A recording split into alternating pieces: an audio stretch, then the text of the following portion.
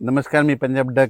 राज्यात सांगायचं झालं तर आज विदर्भामध्ये वर्धा जिल्हा, भंडारा जिल्हा, चंद्रपूर, यवतमाळ, वाशिम, हिंगोली, वर्धा, नागपूर, भंडारा, त्याच्यानंतर अमरावती, अकोला, बुलढाणा, नांदेड ह्या परिसरामध्ये काय होणार, दुपारनंतर रात्रीच्या मध्ये बऱ्याच ठिकाणी चांगला पाऊस सुरू होणार आहे. आता 20 तारखेच्या नंतर मग पुन्हा आणखीन परत खूप वाढणार आहे. 20 ते 25च्या दरम्यान तिकडे आणखीन जास्त पाऊस पडणार आहे म्हणून हा अंदाज पूर्व विदर्भातल्या त्या 6, 5, 11 जिल्ह्यातल्या शेतकऱ्यांना घ्यायचा. मराठवाड्यात देखील आज देखील बऱ्याच भागामध्ये पाऊस सुरू होणार आहे. पण त्याच्यानंतर मराठवाड्यात देखील काय होणार आहे, परभणी जिल्हा झालं, लातूर जिल्हा झालं, बीड जिल्हा झालं, धाराशिव जिल्हा झालं, संभाजीनगर, जालना, परभणी या परिसरामध्ये काय हिंगोली ह्या परिसरामध्ये आज देखील दुपारनंतर म्हणजे आणि रात्रीच्याला बऱ्याच भागामध्ये पाऊस सुरू होणार आहे म्हणून हा अंदाज लक्षायचा.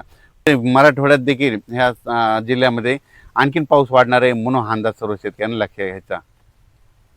बऱ्याच भागावर पुन्हा पाऊस वाढणार आहे म्हणून हा अंदाज लक्षात घ्यायचा.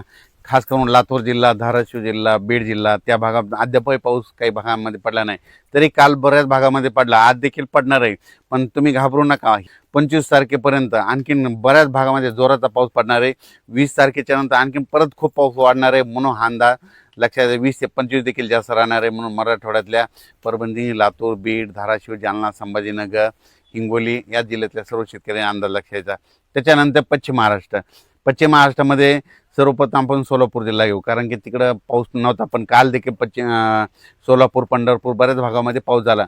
20 ते 25च्या दरम्यान मग पश्चिम महाराष्ट्रात देखील बऱ्याच भागामध्ये सगळीकडे जोराचा पाऊस पडणार आहे.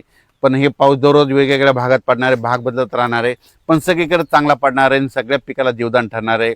म्हणून सोलापूर जिल्हा, सांगली जिल्हा, सातारा जिल्हा, पुणे जिल्हा, अहिल्यानगर, दोन, कडाष्टी, बीड, केज, धारूर, त्याच्यानंतर अंबाजोगाई, उदगीर, कंधार, नळदुर्ग, त्या अक्कलकोट ह्या परिसरातल्या सगळ्यांना सांगू इच्छितो की त्याच्यानंतर उत्तर महाराष्ट्राकडे वळू.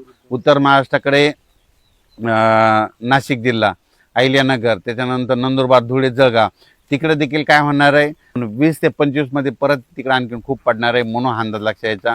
हे पाऊस सगळीकडे एकदा पडणार आहे, दररोज वेगवेगळ्या भागात विखुरलेल्या स्वरूपात पडणार आहे, पण सगळ्या पिकाला जीवदान ठरणार आहे. आणि याच्या ह्या पावसामध्ये 5 ऑगस्टपर्यंत हा पाऊस राहणार आहे, त्याच्यामध्ये कोणी वंचित राहणार नाही म्हणून हा अंदाज लक्षात यायचा.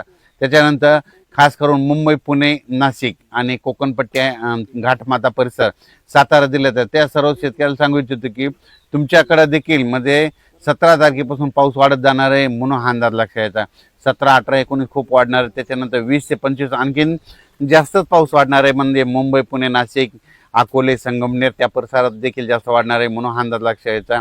शिर्डी, राहता, कोपरगाव, राहुरी त्या परिसरात देखील पाऊस चांगला पडणार आहे म्हणून त्यांनी देखील अंदाज लक्षात यायचा. इकडे वैजापूर, गंगापूर, कन्नड, सिल्लोड, सोयगाव, इकडे जळगाव, पाचोरा सगळीकडे म्हणजे ह्या जवळपासनं सगळीकडे पाऊस पडणार आहे. सगळ्या पिकाला जीवदान ठरणारा पाऊस असणार आहे म्हणून हा अंदाज लक्षात घ्यायचा.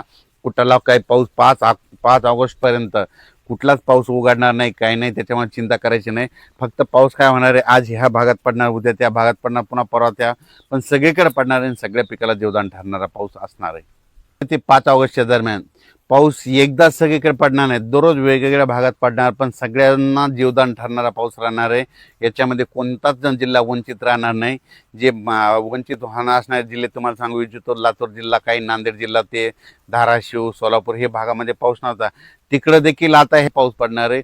नंदुरबार जिल्ह्यात एक पाऊस नव्हता, तिकडं देखील पडणार आहे. म्हणजे सांगायचं झालं तर जवळजवळ सगळीकडे राज्यभर पाऊस पडणार आणि सगळ्या पिकाला जीवदान ठरणार आहे. फक्त दररोज एकदाच सगळीकडे जाणार नाही, फक्त आज या भागात पडला तर उद्या दुसरा भाग धरण परत पहिल्या दिवशीचा येईल, असा करत करत सगळीकडे पडणार आहे म्हणून हा अंदाज सर्व शेतकऱ्यांना लक्षात यायचा.